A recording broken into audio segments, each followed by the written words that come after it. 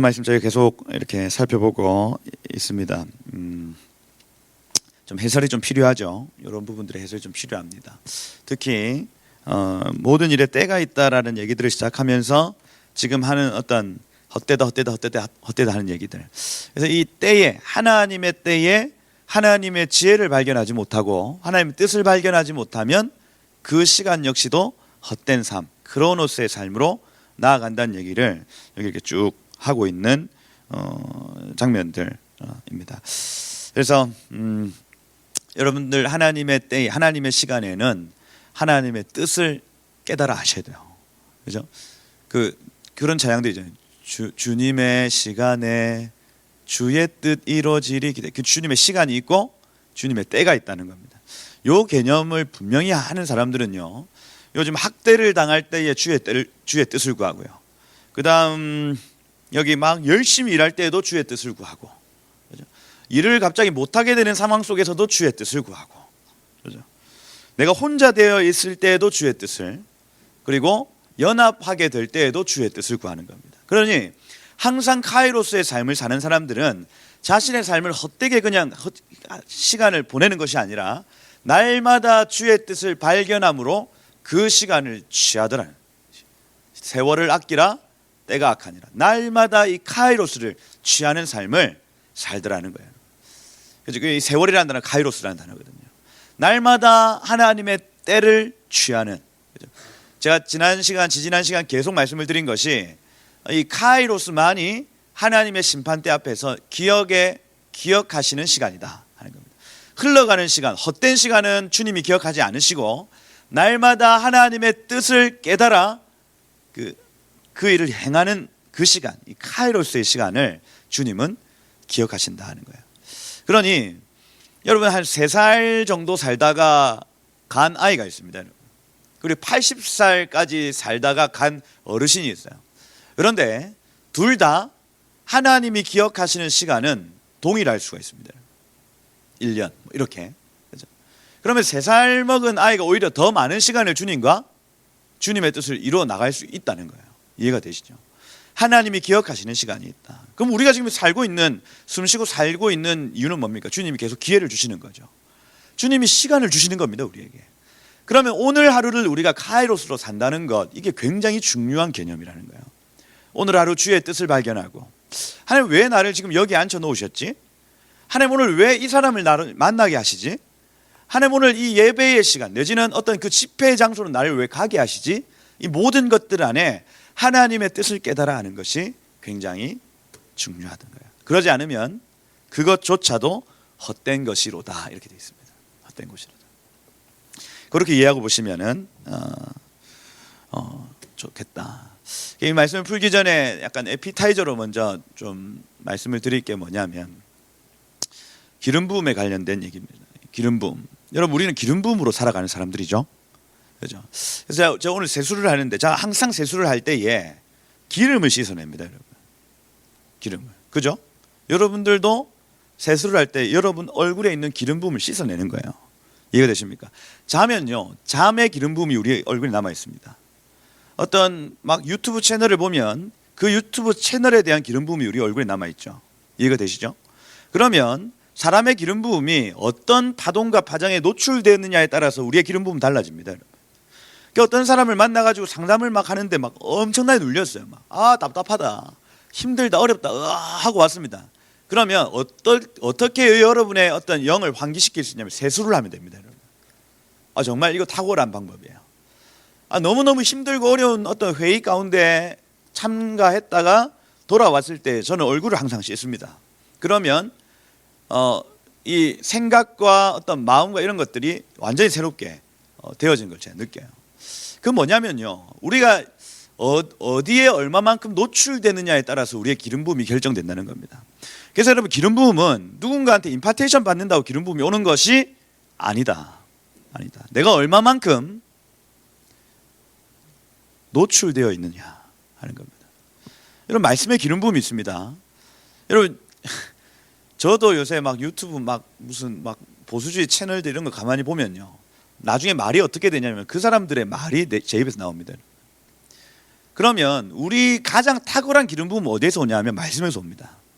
말씀에 노출되어 있으면 말씀의 기름 부음이 내 얼굴에 덮쳐서 말을 할 때 말씀으로 말이 되어지기 시작해요. 그걸 여러분 기름 부음이라고 얘기를 합니다.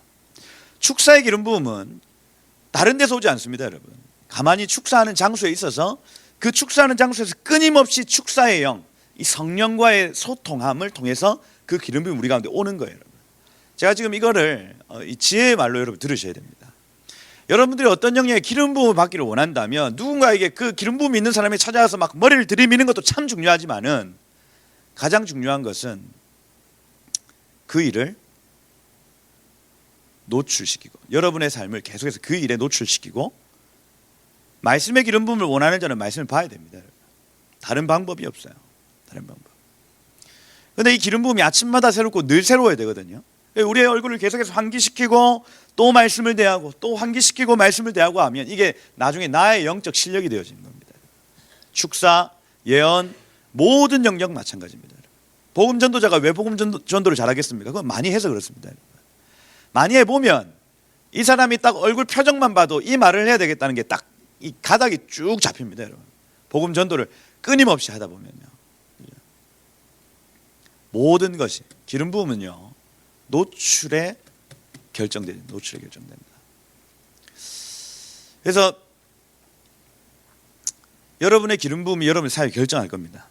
그렇다면 여러분 이 기름 부음을 위해서 가장 안전한 기름 부음은 말씀입니다, 여러분. 말씀. 이 말씀이 축사도 말씀으로 일어나더라고요. 또 예언도 말씀 안에서 가장 안전합니다. 복음 전도 역시도 말씀이 꼬리를 물고 이렇게 복음 전도 하시는 분이 윤석전 목사 이런 분들입니다, 여러분. 말씀이 꼬리에 꼬리를 물고 사람의 심령을 막 터치를 하는데 깨어질 수밖에 없는. 그 윤석전 목사님 교회에 탈북자들이 어마어마하게 많거든요. 그 사람들 마음이 딱딱하게 굳어 있는데 이게 굳은 마음이 어떻게 막 쳐지냐면 말씀이 한 방, 두 방, 세 방, 막 정신없이 말씀이 막 쏟아지니까 그 딱딱하게 굳었던 마음들이 막 녹아내려지는 거예요. 기름 부음이죠, 기름 부음. 그렇죠? 이런 기름 부음으로 사식을 축복합니다. 네, 여러분의 삶에 기름 부음이 있으려면 물론 기도 받는 거 참 중요하지만은 그건 한계가 있다.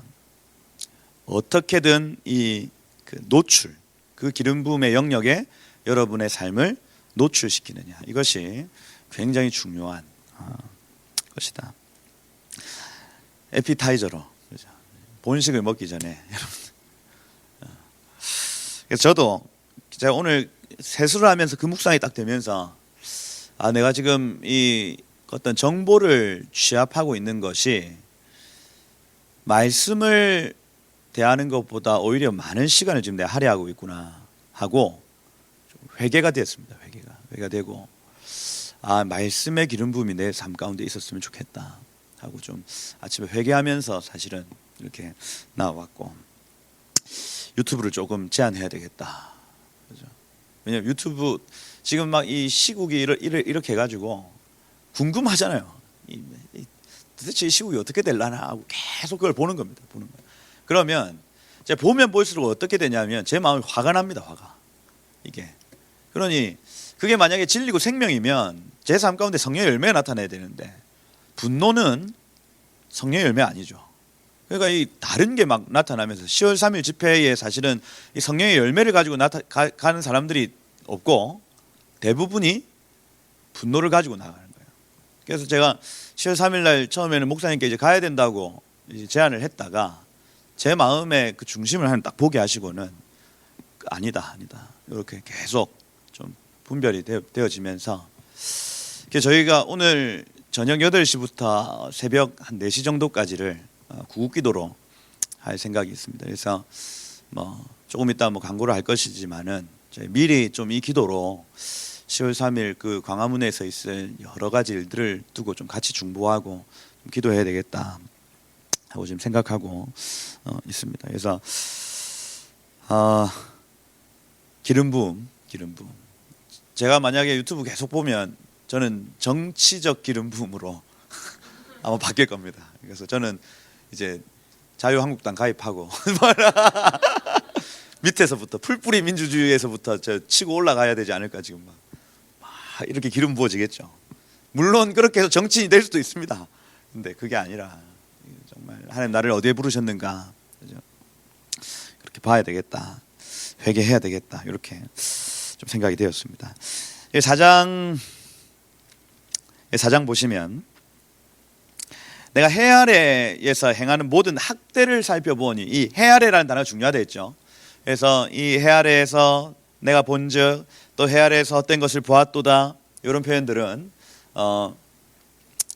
솔로몬이 여러 일들에 대해서 하나님의 뜻을 구할 때에 자기가 실패했던 영역, 하나님의 뜻을 구할 때에 자기가 성공했던 영역, 이런 것들을 계속해서 소개하고 있는 장면입니다. 인생들아, 우리가 하나님의 뜻과 하나님의 때를 알지 못하면 다 헛된 삶이요, 하나님의 뜻과 하나님의 때를 깨달아 알면 그것은 참된 삶이다 하고 권면하고, 나에게로 돌아와라, 지혜의 왕께 너희의 모든 인생들을 돌이켜라 하는 권면이라 할 수가 있죠.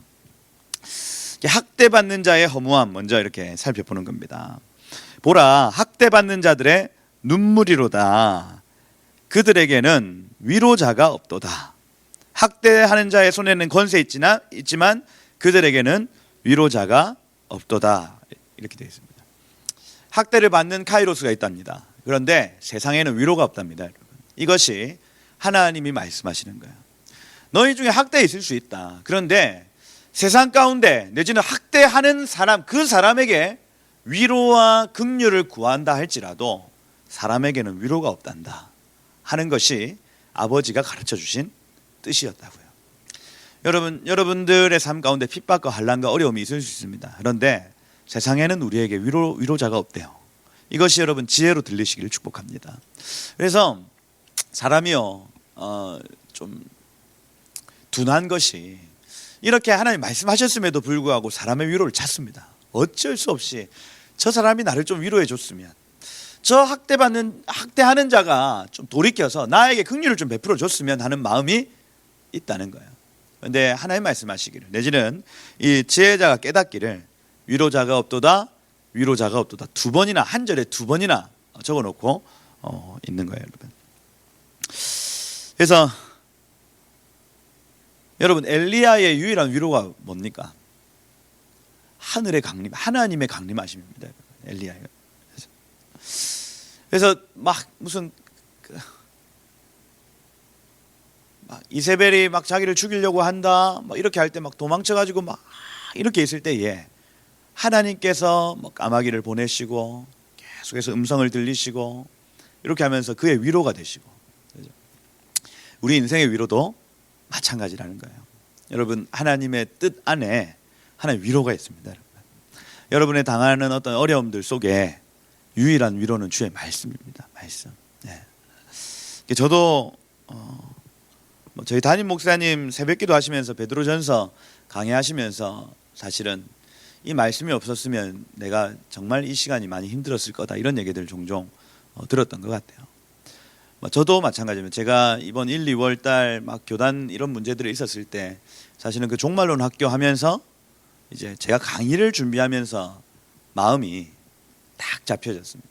아, 나는 지금 이 고신 교단의 목사로서 영원히 살아갈 것이 아니라 나는 그리스도의 신부로서 지금 다시 오실 주님을 예비하는 길을 가는구나 하고 제 마음이 완전히 말씀으로 딱 이렇게 섰습니다. 그래서 그때 정말 힘든 시간이 한 이틀 3일 정도가 있었어요.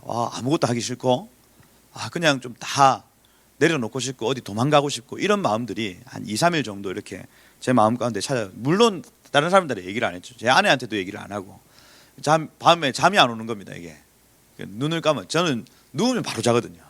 주님이 은혜를 베푸셔서 머리를 딱 하고 1, 2, 3 하면 잡니다.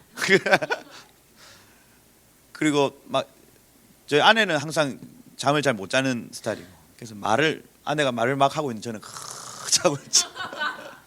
자나 이렇게 막 이렇게. 근데 제가 그때 한 2, 3일 정도 잠이 잘 안 오는, 처음으로 이거 잠이 안 오는 게 있네. 힘들더라고요. 힘들고. 그래서 참 힘든 시간일 수 있었는데, 강의는 또 준비해야 되잖아요. 사람들을 다 모아놓고 종말론학교 강의는 다 이렇게 모았으니까 강의를 막 준비하는데 말씀을 보면서 제 마음의 위로를 받고 말씀을 보면서 제 마음이 더 견고해지고 그런 시간들이 있었습니다. 사람이 물론 여러 원로 목사님들 또 저희 스승들이 전화 주셔서 위로가 있었지만은 그런 위로는 그냥 예 알겠습니다. 예 교수님 제가 뭐 잘 하겠습니다. 뭐 이런 식으로 뭐 위로가 됩니다. 이런 표현을 했지만은 저에게 큰 영향이 없고 하나님의 말씀이 내 삶 가운데 있었을 때 그건 말로 할 수 없는 위로, 말로 할 수 없는 믿음으로 가게 하시더라는 거예요. 여러분 세상은 여러분을 위로하지 않습니다. 할렐루야. 하나님만이 우리의 유일한 위로자이시다 하는 거예요. 근데 여기 지금 학대하는 자가 권세 가졌다라는 요 단어가 이 코아흐라는 단어예요. 코아흐라는 단어. 이게 이제 정치적 권세 내지 물리적 권세를 뜻합니다. 그래서 이 코아흐라고 할 때는 어떤 그 정권을 나타내는 것이고, 그래서 뭔가 다스리는 권세를 가진 자가 우리에게 위로가 될 것 같지만 그러지 않다라는 얘기를 하고 있는 거예요. 하고 있다. 학대자는 권력 가졌지만 위로를 줄 수 없는 자다 하는 거예요. 여러분 우리 세븐엠에 대해서 얘기를 하면서 이제 정치의 영역에 하나님 나라를 이룰 자들이 필요하다 이렇게 얘기하지만은 사람에게 소망 없습니다. 황교안 총리 또 뭐 황교안 대표 이런 분이 이 나라의 소망입니까? 저는 그렇게 보지 않습니다. 사람에게 소망이 있는 게 아니에요. 그 사람이 하나님의 때와 하나님의 뜻을 구하는 자라면 괜찮습니다. 그런데 거기에 밝히 알지 못하면 사람에게 위로가 될 아무 위로가 없습니다. 없어요. 김진태가 위로입니까? 아닙니다. 김진태가 신천지에 축전 보내고 그죠? 다 정신들 다 똑같아요. 다 똑같아요. 막 우리 뭐 누구를 대통령으로 이런다고 우리가 위로될 것 같죠. 문재인 대통령 하야해라 끌어내리면 우리한테 위로가 될 것 같죠. 절대 그렇지 않습니다. 그게 아니에요. 문제의 근원이 그게 아니라니까요. 사람은 우리에게 위로될 수 없습니다. 우리 하나님께로 돌아가야 됩니다. 교회가 지금 회개하라고 지금 계속 이런 일들을 하나님이 던져 놓으시는데 회개하자고 모인 집회는 많이 안 모입니다. 지금 군산에 내일 이제 군산에서 이제 태슈바 집회라고 좀 한국에서 깃발 흔드시는 분들 그 다음에 나팔 부시는 분들은 다 군산으로 갑니다. 그러니 10월 3일 그 광화문 집회에는 영적 영성 운동 하시는 분들은 다 빠졌어요. 지금 군산으로 다 내려가는 상황이고, 근데 이분들은 아침 9시부터 오후 6시까지 오로지 회개에 대해서, 그러니까 저희가 저번에 잠실 그 다음에 상암 경기장 이런데 회개하자고 모였는데 몇 명 모였냐면 1000명, 800명, 2000명, 진짜 많이 모였고 2000명 이렇게 돼 있습니다. 한국 교회여 회개합시다 하고 모이는 모임에는 1000명, 2000명이 모여요. 근데 문재인 대통령 하야해라 내일 뚜껑을 열어보면 알 겁니다. 몇 명이 모이는지. 하나님 원하시는 거 회개인데 계속해서 교회 안에 있는 음란, 교회 안에 있는 정치 이런 부분들을 다 내려놓고 주님 앞에 엎드리길 원하시는데 엎드리자고 모이는 모임에 사람들이 안 와요. 식상하다는 겁니다. 몇 번이나 했지 않냐. 그죠? 근데 여전히 한국 교회 안에 회개가 없죠. 회개가 없습니다. 없어요.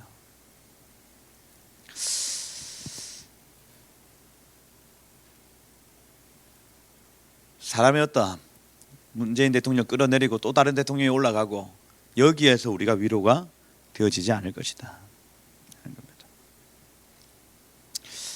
저는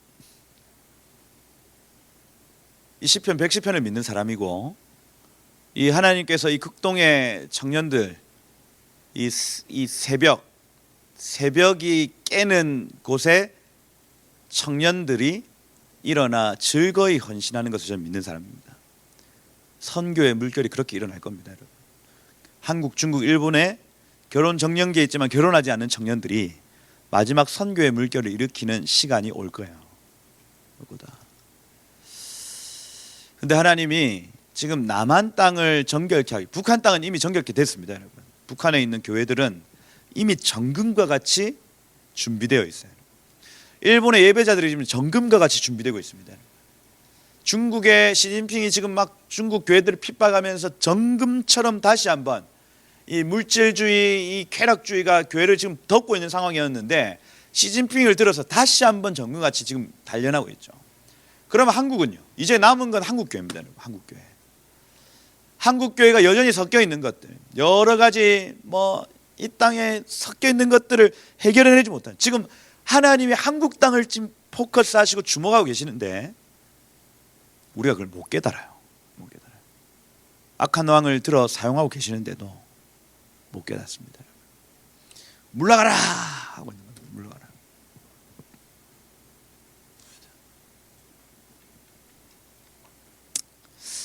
여러분, 예레미야 때를 기억하셔야 됩니다. 예레미야 때. 그렇죠? 예레미야 때 계속해서 독립운동 해야 된다는 그룹이 있습니다. 선지자의 98%. 어떻게 바벨론에 우리 이 언약 백성들을 넘겨줄 것이냐 하고 98%가 독립운동 해야 된다 얘기를 했습니다. 그런데 하나님의 음성을 듣는 예레미야와 같은 자들, 이런 사람들은요, 우리가 잡혀가게 될 것이다. 돌이켜야 된다. 우리 여태까지 우상 숭배하고 우리가 이 성전 안에서 나타나는 음란함, 이거 다 회개하고 돌이켜야 된다. 이것 때문에 우리가 저 바벨론에 끌려가게 될 것이다. 이렇게 얘기합니다. 다 매국노로 취급받았죠. 하나님 원하시는 게 있다고요. 원하시는 게. 바벨론 왕을 끌어내리는 것이 하나님의 뜻이 아니라 그 왕을 통해서 이 교회가, 언약 백성이 정결하게 되는 것이 하나님의 뜻이라고 해요. 오늘 우리가 그 기도를 드려야 할 것입니다. 사람에게는 위로가 없다. 정치자들 권세 가지고 있지만은 그들에게는 위로자가 없도다. 이렇게 되어 있습니다. 사람을 의지하지 마십시다. 아멘. 예. 물론 황교안 전도사님 좋죠. 좋은데 그 전도사님이 그 기복적 신앙을 가졌는지 아니면 정말로 하나님 나라 꿈꾸는지 그건 알 수 없는 일입니다, 여러분. 알 수 없는 거죠. 만나 물어보려고요. 당신에게 하나님 나라 뭐냐고. 저 보통 이런 질문들을 하면 사람들이 뻥찝니다. 하나님 나라를 위해 사십니까? 그럼 하나님 나라 뭡니까? 하고 물으면 제대로 정리가 안 돼 있으면 이렇습니다. 한번 만날 기회가 분명히 있지 않을까. 칼을 갈고 만나요. 위로자가 없다. 사람은 우리의 위로자가 될 수 없다 하는 겁니다. 2절 3절은요, 학대당하는 거 안 보는 게 더 낫다는 겁니다. 그리고 학대당하는 꼴 안 보고 올라간 먼저 죽은 자들이 더 복되고, 아예 이 땅에서의 이 학대를 안 본 나지 않은 자가 더 복되다, 이 얘기를 하고 있는 겁니다. 그래서 나는 아직 살아있는 자들보다 죽은 지 오랜 죽은 자들이 더 복되다 말할 것이다. 왜냐? 고난이 끝났고 이 학대가 끝났기 때문에. 이 둘보다 아직 출생하지 아니하여 해 아래 행하는 악한 일을 보지 못한 자가 더 복되다 하였노라. 이렇게 되어 있습니다. 그래서 여러분들이 당하는 환난 가운데 하나님의 뜻을 발견하는 것이 하나님의 목적이다. 그죠? 이거 발견하지 못하면 그 헛된 삶을 살아가는 것이다 하는 겁니다. 두 번째, 내가 또 본즉 사람이 모든 수고와 모든 재주로 말미암아, 이 수고는 아말이라는 단어, 노력이라는 뜻이고 시간을 들인다는 겁니다. 그래서 막 이 입에 단내가 날 정도로 시간을 들여서 무언가를 성취하는 것을 뜻하고, 여기 재주라는 단어는 키세론이라는 단어인데 전공, 기량, 달란트입니다. 그래서 쎄가 빠지게 노력한 것과 자신이 가지고 있는 은사와 달란트를 가지고 어마어마하게 업적을 이뤄놨는데 이웃에게 시기 받으니 이거 헛되어 바람 잡는 것이로다. 그렇게 하나님이 달란트를 주시고 어떤 그 열정을 주셨으면 그 열정에 대해서 이 카이로스, 하나님의 때와 하나님 시를 이 뜻을 발견하는 것이 중요한데 그냥 거기에 미쳐 살면 그거 다 헛된 것이다 얘기하는 거예요. 헛된 것이다. 성공지향적 삶, 물질지향적 삶. 그죠? 이 삶을 막 이렇게 미쳐 살면요, 무언가 업적도 있고요, 뭐 결과물도 있을 겁니다. 그런데 그 안에 주의 뜻을 발견하지 못하면 헛된 것이다. 헛된 것이다. 하는 거예요. 이 말 듣고요. 5절에 보면 우매자는요. 우매자라는 단어가 캐실입니다. 캐실. 살이 찌다라는 단어예요. 살이 찌다. 그래서 살이 쪄서 움직여지지 않는 사람을 뜻하죠. 그래서 이걸 본 우매자가 그러면 이거 다 헛된 거니까 난 아무것도 안 해야지 이렇게 한 거예요. 이게 팔짱을 끼고라는 단어. 아바크 에트 야드. 그래서 손을 끌어안다라는 표현입니다. 손을 끌어안으면 난 아무것도 안 해야지 이렇게 한 거예요. 있으면서 자기 몸만 축내는도다 이렇게 됐습니다. 우매자는 더 멍청하죠. 오히려 열심히 살고 그 달란트대로 막 이렇게 결과물을 내는 거는 기쁨도 있고 어떤 결과물도 있어 좋은데 그게 헛되다고 얘기하니까 우매자는 아예 그럼 난 아무것도 안 할래 그냥 막.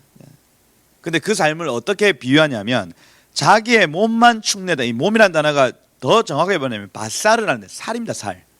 자기의 살을 깎아 먹는다는 표현을 지금 사용해요. 그래서 하나님 주신 시간과 하나님 주신 달란트를 가지고 아무것도 안 하는 자는 자기 살을 깎아 먹는다고 표현하는 겁니다. 우리 모두는 달란트가 있죠. 또 우리 모두는 동일한 시간을 가지고 있습니다. 하나님께서 이 시간과 달란트를 가지고 하나님의 뜻을 행하기를 원하시는데 그 밑에 단계, 이 뜻을 발견하지 못한 사람은 그냥 거기에 미쳐 살더라는 거예요. 근데 그 밑에 단계가 있는데 이것 가지고 아무것도 안 하는 사람이 나타나는 겁니다. 여기에서 달란트 비유나 문화 비유를 우리가 알 수가 있는 거죠. 하나님 다섯 달란트를 주신 이유, 그리고 1년이라는 시간을 주신 이유, 이것은 1년 동안 이 5달란트를 가지고 하나님의 일들을 하거라 하는 겁니다. 이것 가지고 다른 짓, 나를 위해서 막 챙기는 사람들 두 번째 단계, 아예 아무것도 안 하는 자는 세 번째 단계라는 거예요. 여러분 지혜가 있으시길 축복해요. 여러분 우리는 다 각기 부르심과 은사가 다 다릅니다. 여러분. 그래서 제가 가지고 있는 달란트가 있고요, 여러분이 가지고 있는 달란트가 있어요. 시기할 필요도 없습니다. 여러분. 그래서 어떤 사람은 CEO의 자리에 가서 그 일들을 열심히 하는 것이 그분의 달란트고, 어떤 사람은 그 CEO 옆에서 잘 도와서 같이 그것을 경영을 이루어가는 것이 또 그 사람의 달란트일 수 있죠. 비교할 수가 없는 겁니다. 여러분. 비교할 수 없어요. 모두가 하나님의 뜻을 행하면. 그렇죠? 교회가 그런 공동체입니다. 여러분 아멘이시죠? 이 교회에 한 사람도 버릴 사람이 없습니다. 모두가 각자의 지분과 각자의 은사를 가지고 이 자리에 지금 찾아온 것이에요. 그렇죠? 그러니 저 사람 설교를 잘하는데 나는 왜 이렇게 설교를 잘 못할까 할 필요가 없어요. 그렇죠? 다 영역이 다 달라요. 다 달라요. 제가 시간이 지날수록 깨닫는 것이 설교자마다 은사가 다르구나, 이걸 깨닫습니다. 복음 전도적 설교가 있고 예언적 설교가 있고 사도적 설교가 있습니다. 모든 설교자들의 성향과 목양적 설교를 잘하시는 분들이 있어요. 이제 그걸 갖다가 비교를 해버리면, 어떤 설교가 더 낫더라 이렇게 해버리면 힘들어집니다. 여러분 힘들어져요. 그러니까 시간 지나면서 깨닫는 것이, 교회는 버릴 사람이 없다. 아멘이시죠? 교회 버릴 사람 없습니다. 여러분. 없어요. 하나님의 뜻을 깨닫기만 한다면. 뜻을 못 깨닫는 사람이 있습니다. 그 채찍질해야 돼. 채찍질. 정신 차리라. 채찍질하고 던지고 막 이렇게 해서 주의 뜻을 깨닫도록 옆에서 도와줘야 되는 거예요. 버릴 사람 없다 해가지고 또 막 다 사람을 막 열심히 챙겨라는 얘기가 아니에요. 가만 내버려 둘 때가 있고, 확 때려버려야 될 때가 있고, 품어줘야 될 때가 있습니다. 하나님 뜻을 깨닫도록, 자기 부르심을 발견하도록 하는 거예요. 그래서 이 바람 잡는 거, 우매자 팔짱 끼고 있으면 자기 몸만 축낸다. 6절에 보니까 두 손 가득하고 수고하며 헛된 삶 사는 것보다 한 손만 가득하고 평온함을 가지는 것이 더 낫다. 이 평온함이요, 그냥 얼핏 보면 샬롬 같죠. 근데 이 샬롬이 아니고 나하트라는 단어. 나하트. 이 나하트라는 단어는요, 위에서부터 내려오는 이라는 단어입니다. 내려오는 안식, 내려오는 안식. 그래서 이 샬롬은 채워진 안식입니다. 그래서 샬롬의 원어의 뜻이 뭐냐면 결핍이 없는 상태예요. 채워지다, 완벽하게 채워지다 하는 게 샬롬입니다. 그래서 샬롬 이렇게 인사하는 건 뭐냐면 네 삶의 모든 영역에 하나님의 채우심이 있기를 원한다 하는 게 샬롬이에요. 근데 이 나하트라는 단어는 위에서부터 내려오는 빛, 위에서부터 내려오는 안식을 뜻합니다. 그러니 하늘의 것을 받아 누린다 하는 개념이에요. 그러니 두 손 가득해서 그냥 헛된 삶 사는 것보다 한 손만 가득하고, 여지가 있죠. 일용할 양식, 일용할 양식. 우리가 그냥 하루를 행복하게 살 수 있는 것을 취하기만 한다면 하늘의 것을 이렇게 가지는 삶이 가장 복된 삶이다 하고 말해주고 있는 거예요. 여러분 너무 막 이렇게 쌍수를 들어서 막 물질을 모으려고 하지 마시고, 한 손으로는 물질을 모으고 한 손으로는 하늘의 것을 취하는, 요겁니다. 이해가 되시죠? 요겁니다. 요거 말고 요거예요. 요게 지혜로운 삶이라고요. 이해가 되시죠? 옛날에 요런 게 있어, 이렇게 있었다. 이게 잘 안 되네요. 이렇게 위에서 잘 안 되네. 하여튼 여러분 이 지혜가 있으시기 축복합니다. 하늘로부터 내려오는 것을 받고 땅에서부터 취하고. 그리고 세 번째, 연합에 대한 얘기들 하고 있죠. 내가 또 헤아려서 보니 헛된 것 봤다. 어떤 사람 아들 없고 형제 없다. 아들이 떠났고 형제도 떠났다는 겁니다. 그러니 무언가 자기의 삶에서 사람이 떨어져 나가는 상태를 뜻합니다. 이 카이로스가 있대요. 홀로 있으나 그의 모든 수고에는 끝이 없도다, 이렇게 되어 있습니다. 그래서 그의 눈은 부요를 족하게 여기지 않고, 이 부요는 아셀이라는 단어인데 물질적 부를 뜻합니다. 부.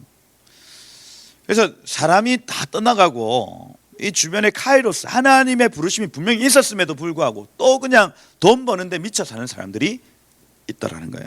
있다. 근데 속으로는 뭐라고 얘기하고 있냐면, 내가 누구를 위하여 이같이 지금 일하고 있지? 나를 위해서 행복을 누리지는 왜 못하고 있지? 하고 고민하면서 돈을 끌어모으고 있는 삶이에요. 여러분 우리 세상 사람들이 대부분 이 삶을 살고 있습니다. 여러분 하나님이 부르시는 카이로스 때가 있습니다. 분명히 있어요. 배우자가 갑자기 세상을 떠나든지, 내지는 아이들이 막 심각한 병에 걸리든지, 막 하나님이 부르시는 굉장히 중요한 순간에 이게 왜 도대체 내 인생에 왜 일어날까? 가슴이 철렁하면서도 하나님의 뜻을 봐야 되는데 그거 봐지 못하고 떠나가면 그 슬픔 가운데 또 다른 부를 축적하고 있습니다. 그러면서 속에 영이 표현하기를 뭐라고 하냐, 내가 지금 왜 이 수고를 하고 있지? 내 영혼이 나를 위해서는 행복을 누리지도 못할 건데 내가 왜 이걸 모으고 있지 하면서 그걸 모으는 삶을 살다가 간다는 거예요. 이거 헛되다. 내 옆에 형제가 올라가고 내 옆에 아들이 올라가고 하면 너는 창조주를 기억해라. 창조주. 내 인생이 지금 어디로 가고 있는가, 어디로서부터 와서 왜 살며 어디로 가고 있는가를 너 기억해라는 거예요. 여러분의 삶에도 하나님이 부르시는 카이로스가 있을 겁니다. 여러분. 그때에 그냥 아유 힘들어 하고 또 돈 버는데 미쳐 사는 것이 아니라, 주님 제가 돌이켜야 될 곳이 어디입니까? 하고, 주님 제가 어디에서 왔습니까? 내가 지금 왜 삽니까? 저는 결국에는 어디로 갑니까? 하고 하늘의 창조주를 기억하는 여러분의 삶이 되시길 축복합니다. 그래서 헛되어 불행한 노고로다 되어 있죠. 그러고 하나 더, 이 점진적으로 이 지혜의 왕 솔로몬이 생각한 것이, 두 사람이 한 사람보다 나음은 그들이 수고함으로 좋은 상을 얻을 것입니다, 이렇게 되어 있습니다. 그래서 항상 내 옆에 사람이 있는 것이 복이래요. 사람이 있는가. 왜냐하면 첫 번째, 그 이유는 2배의 몫을 얻을 수 있기 때문이다라고 얘기합니다. 2배의 몫. 여러분 한 사람이 수고하는 것보다 2몫을 받습니다. 2몫. 그것 때문에 여러분들은 함께함을 복으로 하셔야 돼요. 함께함을. 그래서 여러분 이건 모든 영역에 다 적용이 되는 겁니다. 내가 혼자 하는 것과 함께하는 것에서 첫 번째 차이가 뭐냐면 임금과 싹스의 차이예요. 목이 2배가 되어진다고. 2배가. 그래서 어떤 연합의 일들, 또 여러분들이 어떤 결혼의 일들, 또 하여튼 여러 영역에 연합케 하시는 어떤 이유가 있다면 더블 포션입니다. 더블 포션. 첫 번째 이유. 두 몫이 있을 것이라는 거예요. 연합이라는 그 단어 하나만의 안에 첫 번째 복이 뭐냐면 더블 포션이에요. 몫이 있다는 거예요. 몫이 있다. 두 번째 복은 뭐냐면 그들이 넘어지면 하나가 동물을 일으켜 준다는 겁니다. 그러니 실족치 않게 되는 축복이 있대요. 첫 번째 복이 뭐라고요? 더블 포션. 두 번째 복이 실족치 아니함. 그래서 혼인을 할 때 사실 이런 개념을 가지고 혼인을 하진 않죠. 그냥 아유 좋아, 내가 널 너무 사랑해, 우리 결혼하자 해서 합니다. 그리고 막 치고받고 싸우잖아요. 그죠? 근데 이런 어떤 개념을 가지고 하나님 이 사람과 나를 지금 이렇게 한 몸 되게 하시는 첫 번째 이유는 우리의 상이 클 것이다. 부르심의 상이 클 것이고 우리의 이 땅의 목도 분명히 포함되겠지만은 영원한 몫이 있습니다, 여러분. 그러면 혼인 관계에서 가장 먼저 생각해야 될 것은 부르심의 상이 두 몫이겠구나 하는 거예요. 할렐루야. 여러분들의 혼인 안에 또 여러분들의 가정생활 안에 이 두 몫이 나타나기를 축복합니다. 두 사람이 합하여지면 몫이 두 몫이에요. 몫이 두 몫. 이 사람의 열매 내 열매 됩니다. 내 열매가 이 사람의 열매 됩니다. 인정받는다고요. 인정받는다. 두 번째, 두 사람이 연합하여지면 이 세상에는 실족해 되는 일들이 너무나도 많습니다. 왜냐하면 이 마귀가 우는 사자같이 삼킬 자를 찾고 있기 때문이에요. 이 하나님의 나라는 사람을 통해서 이루어집니다. 사람을 통해서 이루어집니다. 반드시. 그래서 사단이 이 땅 가운데 하나님의 나라를 이루어지지 않게 하기 위해서 반드시 사람을 넘어뜨리려 합니다.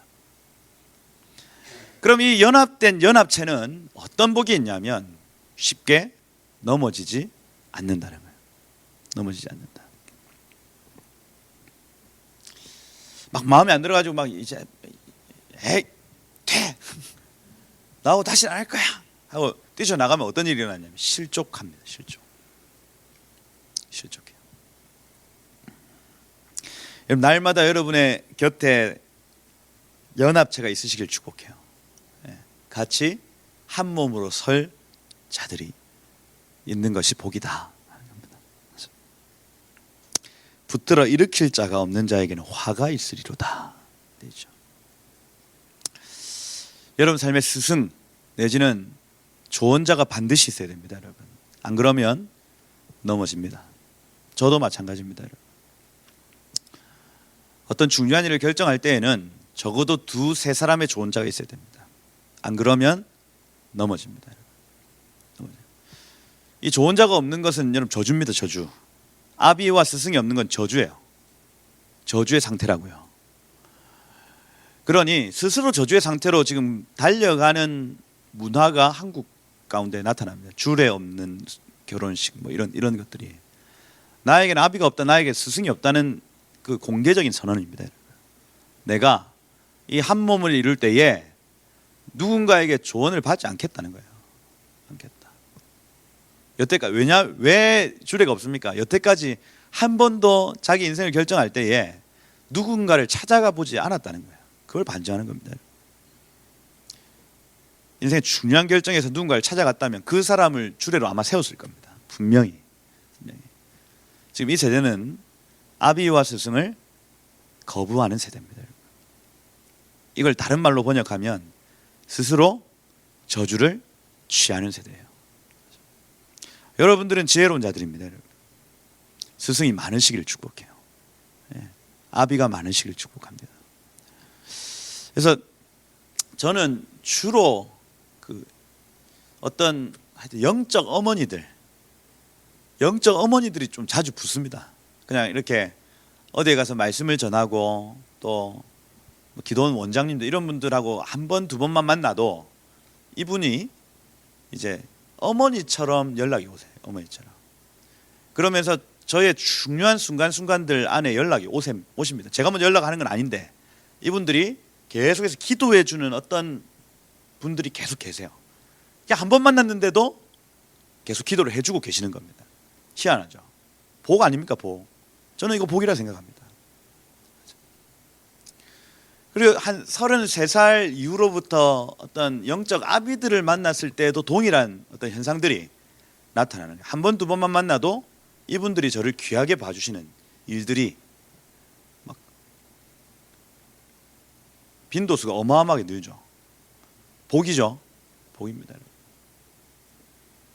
어떤 일들이 있으면 제가 그분들에게 찾아가지 않겠어요? 찾아갈 겁니다. 여러분, 항상 여러분 곁에 이 한 몸된 지체들이 있기를 축복합니다. 첫 번째 복은 두 몫이 있다. 두 번째 복은 실족치 않게 될 것이다. 하는 거예요. 11절에 보면 두 사람이 함께 누우면 따뜻하거니와 한 사람이면 어찌 따뜻하랴. 요거는 이제 이 한기가 드는 내지는 겨울을 어떤 이미지화시키고 있거든요. 겨울은 성경에서 환란의 때, 어떤 시련의 때를 겨울이라고 표현합니다. 그때에 연합체는 견딜 수가 있다는 얘기예요. 연합체는. 하나님이 고독한 자로 가족 중에 거하게 하시는도다. 이런 표현들. 그죠? 한 몸된 교회가 있는 것이 얼마나 큰 복인지 여러분 아셔야 돼요. 교회를 이리저리 막 이렇게 옮기다 보면 몸이 없습니다, 여러분. 몸이. 그런데 저는 지금 여기 10년째 있습니다. 확실히 몸인 것 같아요. 몸. 그냥 제 눈빛만 봐도 저희 교육자들이 제 마음을 압니다. 알아요. 그냥 저분이 오늘 피곤하시구나. 저분이 오늘 기분이 좋으시구나. 뭐 이런 게. 저도 저희 담임 목사님 여전히 잘 모르겠지만 그래도 그냥 그게 있습니다. 제가 이런 문제를 목사님께 가지고 가면 목사님이 어떻게 말하실 걸 제가 다 알아요. 그래서 딱 누가 이걸 가지고 오면 이게 yes, no가 목사님의 yes, no가 분명합니다. 이건 내가 가지고 가봤을 때 no다. 내 손목을 건다. 이렇게 가보면 어김없이 이제 그래. 한 10년 있으니까 이제 제가 목사님의 눈, 목사님의 눈이 어떤가를 제가 조금 압니다. 알고. 그 저희의 밑에 있는 교육자들도 알죠. 이 목사님이 요거는 아마 싫어할 것이다. 이런 거를 조금씩 이제 알아가는 거예요, 서로. 그건 뭐냐면 그렇게 하면 굉장히 이게 매끄러워집니다. 모든 사역이 매끄러워져요. 예배팀 처음 빌딩을 할 때에 예배 인도자의 마음을요, 말 안 하면 처음에 모르거든요. 그런데 이게 몸으로서 막 씨름을 감당해내면 예배 인도자 뒷모습만 봐도 그 다음 곡 어떤 곡 할지 다 압니다. 그리고 내가 이걸 어떻게 쳐야 된다. 이걸 지금 앞으로 당겨야 된다. 이거를 뒤에서 여러분 표정이 있다니까요. 뒤에. 그러니 막 굳이 막 뭔 말을 하지 않아도 한 몸으로서 막 예배가 일어나는 걸 봐요. 몸입니다. 몸. 그러면 모든 시련을 견딘다는 거예요. 견딘다. 뚫고 지나가 버립니다. 복입니까? 안 복입니까? 복이죠. 복입니다. 옆에 그런 사람들이 있는 것이 복이에요. 여러분. 그런 12절에 한 사람이면 패하겠거니와 이렇게 되어 있습니다. 근데 이 원어로 하면요, 이 타카프라는 단어인데 이기다라는 단어입니다. 한 사람이면 이길 수 있다. 근데 두 사람이면 대항할 것이다. 세 겹의 줄, 석줄은 신속하게 끊어지지 않는다. 이 사단 마귀의 입장에서 표현해 놓은 것이 한 사람이면 이긴다. 두 사람이면 그것들이 대항할 것이다. 그리고 이 삼겹줄이면 이거 쉽게 끊어낼 수가 없을 것이다. 그러니 사단 마귀가 끊임없이 교회를 향해서 공격하는 게 분열입니다. 분열. 사람의 마음과 마음을 찢어놓고 갈라놓고 이간질시키고 비방하게 만들고 교회가 가장 약한 것 뒤에서 쳐다보는 거예요. 우리 이 진리를 알았다면 멈춰야 되는 겁니다. 멈춰야 되는 거예요. 다 각계전투하게 만들어서 넘어뜨리려고 하는 거예요.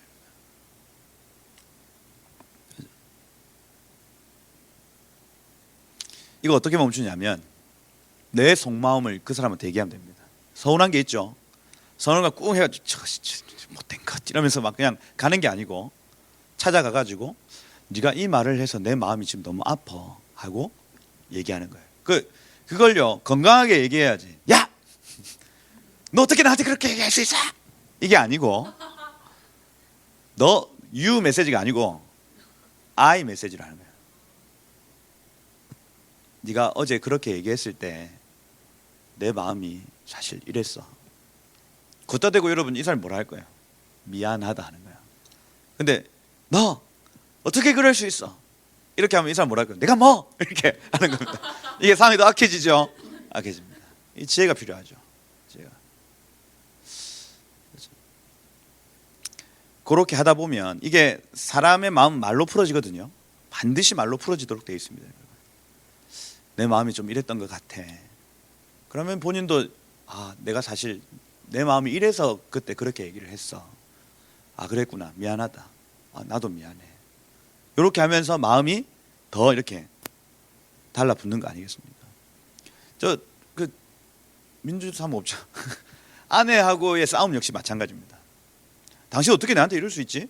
이렇게 하다 보면 당신은 그럼 잘했나? 뭐 이렇게 하는 상황이 막 펼쳐지고 됐다 막 해가지고 가버리죠.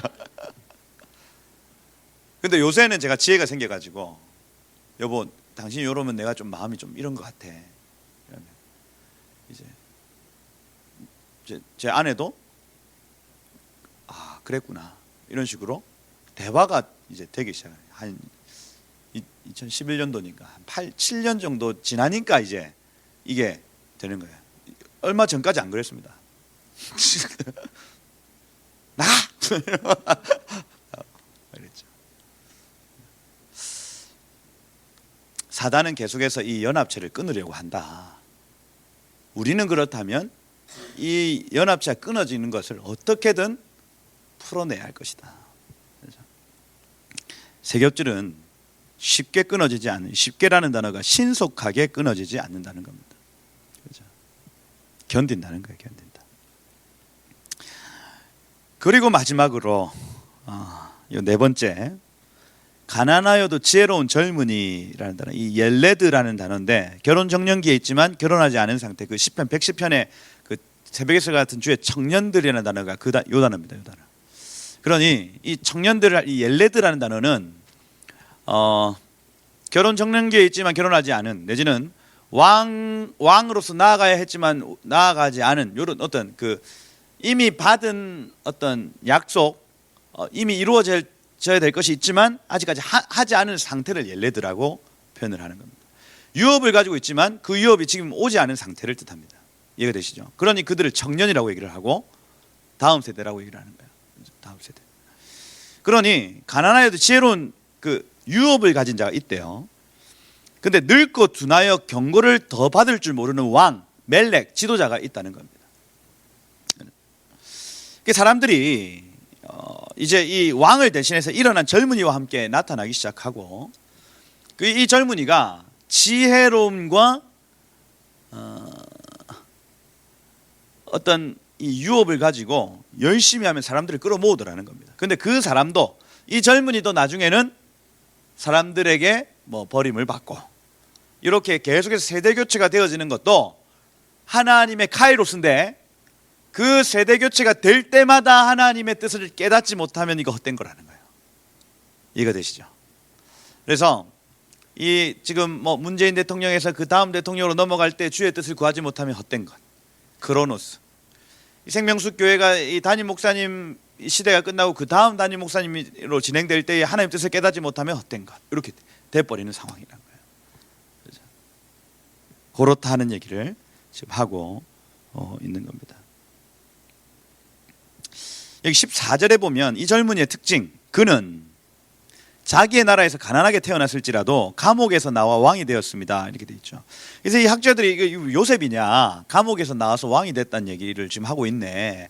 자기 나라에서 가난하게 살다가, 그래서 막 요셉이냐 이런 얘기들이 있는데, 이 젊은이의 특징이 있어요. 가난한 상태였다는 겁니다. 그리고 옥에 갇힌 상태였다는 거예요. 그 안에서 하나님의 지혜를 깨달았다는 거예요. 이해되시죠? 그래서 이 옐레드라는 요 단어가 나오는 여러 어떤 성경 본문들 안에 적용할 수 있는 것입니다. 이 다음 세대, 유업을 가진 다음 세대의 특징은 뭐냐면 심령이 가난한 상태라는 거예요. 그래서 하나님이 아니면 나를 도울 자가 없다라는 고백들, 요셉의 그 감옥에서의 고백, 그 다음에 구덩이에서의 고백을 감당해냈던 젊은이들, 유업을 가진다. 그리고 갇혀 있었다는 거예요. 갇혀 있었다. 이 무언가 뭐 이 윗세대들에게 갇혀 있었다든지 내지는 어떤 그 강력한 억압 속에서 자신의 유업을 향해 달려가지 못한 상태였다가 그가 하나님의 지혜로 그 자리까지 나아가게 되더라는 거예요. 그러면 이게 참된 삶이 되려면 어떻게 되냐? 이 가난하지만 지혜로운 젊은이가 하나님의 뜻을 깨달아 그 뜻대로 행하면 참된 삶이다 하는 겁니다. 여러분의 인생을 여러분 바람 잡는 것 되지 않으시길 축복해요. 날마다 참된 것을 잡으시는 삶이 되시길 축복합니다. 그래서 여러분의 삶에 학대가 올 수 있다. 여러분의 삶에 열심히 일하는 열정이 올 수 있다. 여러분의 삶에 막 팔짱을 끼고 일하지 않을 수도 있다. 또 뭐 여러분의 삶에 연합게 되는 일들, 연합지 못하고 홀로 되는 일들 있을 수 있다. 여러분의 삶에 세대 교체가 일어나서 여러분이 유업을 취하는 날들이 올 수도 있다. 그 모든 순간에 우리가 헛된 것, 바람 잡는 삶이 되지 않으려면 하나님의 뜻을 깨달아 그것을 취하는 삶을 살아야 하겠다. 이것이 오늘 솔로몬이 우리에게 주는 하나님의 음성입니다. 이 음성대로 살다가 이 복을 누리시는 여러분 되시기를 예수님 축복합니다. 기도하겠습니다.